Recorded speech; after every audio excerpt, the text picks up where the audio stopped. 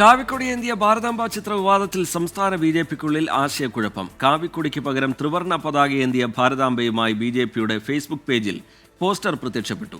സംഭവം വാർത്തയായതിനു പിന്നാലെ സെക്രട്ടേറിയറ്റിന് മുന്നിലെ ബി.ജെ.പി ഫ്ലക്സിൽ ത്രിവർണ്ണ പതാക മാറ്റി കാവിക്കൊടിയേന്തിയ ഭാരതാംബയുടെ ചിത്രമാക്കി. രണ്ട് പതാകകളെയും ബഹുമാനിക്കുന്നുവെന്നാണ് ബി.ജെ.പിയുടെ വിശദീകരണം. ഗവർണർ ഉയർത്തിവിട്ട ഭാരതാംബ ചിത്ര വിവാദം സംസ്ഥാന സർക്കാരിനെതിരെ തിരിച്ചുവിട്ട ബി.ജെ.പിക്ക് പക്ഷേ ചിത്രത്തെ ചൊല്ലി ആശയക്കുഴപ്പം.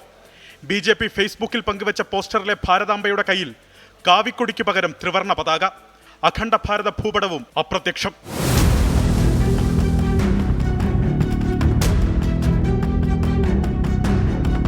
സംഭവം വാർത്തയായതിനു പിന്നാലെ സെക്രട്ടേറിയറ്റിന് മുന്നിലെ വി മുരളീധരൻ ഉദ്ഘാടനം ചെയ്ത സർക്കാരിനെതിരായ പ്രതിഷേധ പരിപാടിയിൽ വീണ്ടും കാവിക്കൊടിയേന്തിയ ഭാരതാംബ.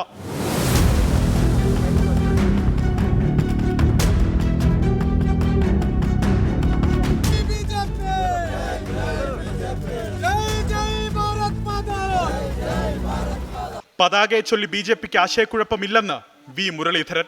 ചങ്കിൽ ചൈനയുള്ളവരാണ് ഭാരതാംബയുടെ ചിത്രത്തിന് മുന്നിൽ പുഷ്പാർച്ചന നടത്തുന്നതിനെ എതിർക്കുന്നതെന്നും വിമർശനം.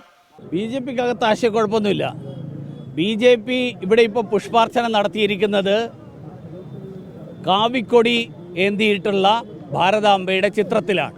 ഭാരതാംബയെയും കാവിക്കൊടിയെയും എതിർത്താൽ വരുന്ന തെരഞ്ഞെടുപ്പുകളിൽ ഒരു വിഭാഗത്തിന്റെ വോട്ടുകൾ പെട്ടിയിലാക്കാമെന്ന വ്യാമോഹമാണ് CPIM-നെന്ന് കെ സുരേന്ദ്രൻ. ഭാരതാംബയെയും കാവിക്കൊടിയെയും എതിർത്താൽ വരുന്ന തദ്ദേശ തെരഞ്ഞെടുപ്പിലും നിയമസഭാ തെരഞ്ഞെടുപ്പിലും ഒരു വിഭാഗം ആളുകളുടെ വോട്ട് മുഴുവൻ പെട്ടിയിലാക്കാമെന്നുള്ള വ്യാമോഹമാണ് LDF മന്ത്രിമാർക്കും CPM നേതാക്കൾക്കും ഇപ്പോഴുള്ളത്. ഗവർണറുടെ അധികാരങ്ങൾ പാഠ്യപദ്ധതിയിൽ ഉൾപ്പെടുത്തുന്നത് സ്വാഗതം ചെയ്ത കേന്ദ്രമന്ത്രി ജോർജ് കുര്യനും രംഗത്തെത്തി. വിവിധ ബ്യൂറോകൾക്കൊപ്പം 24 തിരുവനന്തപുരം.